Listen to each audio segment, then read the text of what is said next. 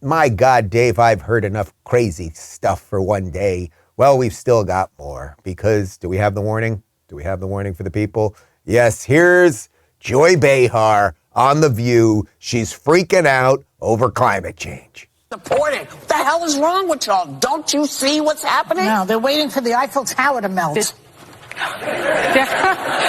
you know, a runway in England is melting. They cannot land a plane on the... Okay.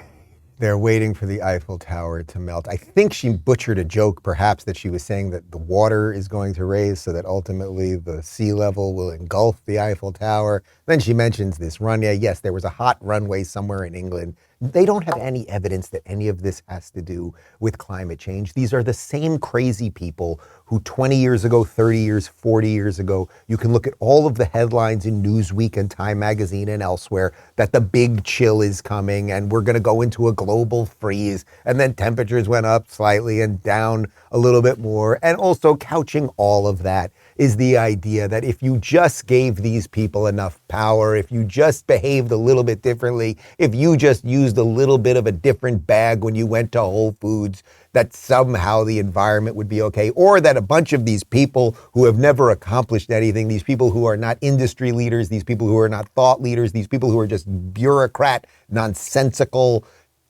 usurpers of your time and resources, if they just had more of your time and resources, then they could fix the environment. These people cannot tie their shoes, okay? They cannot tie their shoes. They're just the worst.